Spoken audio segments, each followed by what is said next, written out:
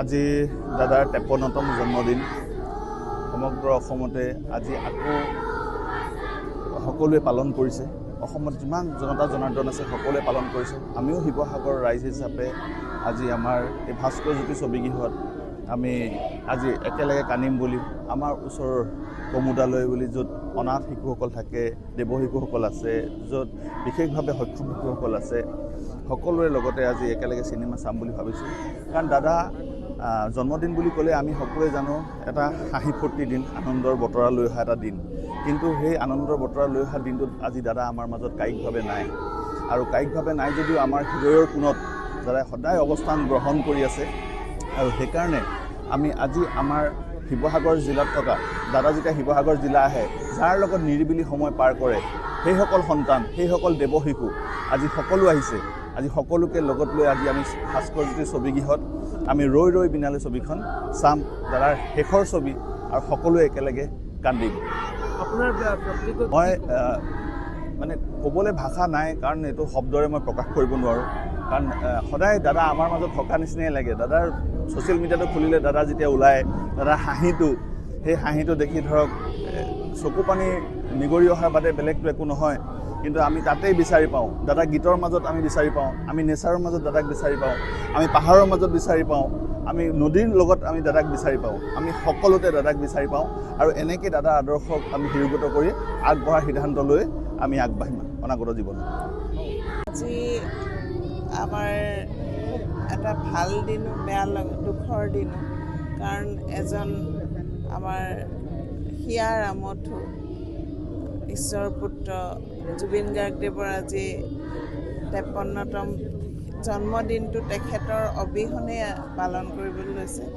এই দিনটোতে আমাৰ কমুদালয়সমূহ আৱাসিক, বিশেষভাৱে সক্ষম, বিশেষভাৱে প্ৰয়োজন সম্পন্ন সকলো শিশু আৰু আৱাসিকক লৈ আমি আজি ভাস্কৰজ্যোতিত তেখেতৰ শেষ সৃষ্টি ৰৈ ৰৈ বিনালে চাবলৈ আহিছোঁ।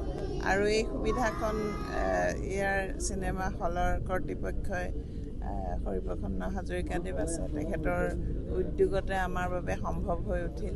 কাৰণ আমাৰ 100জন আৱাসিক আমি আহিছোঁ, সকলোকে লৈ এনেদৰে এটা চিনেমাৰ প্ৰদৰ্শনী আমি পাবৰ কাৰণে আমাৰো অসুবিধা।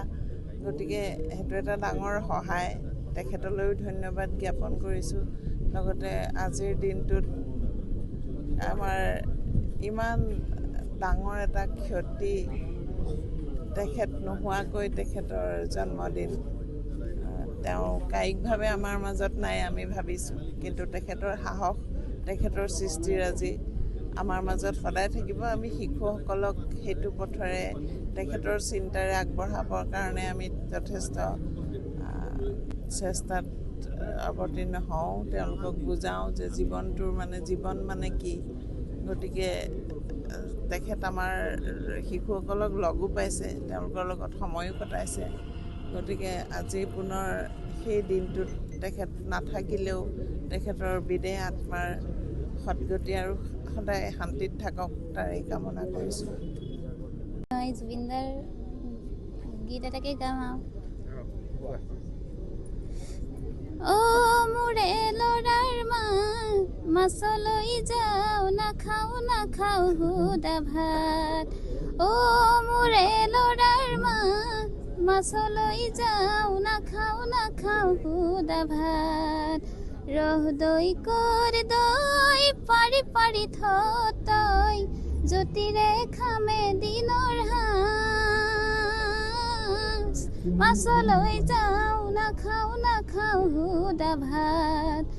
অ' মোৰে ল'ৰাৰ মা, মাছলৈ যাওঁ, নাখাওঁ সুদা ভাত। হাঁচতি ফুৰাও মই তামোল চালিৰে, পানে চুনে যতনাই দে, কঁকালৰ তিয়নি যাকৈ হিয়নি, গাঁঠিৰে পৰা নমাই দে।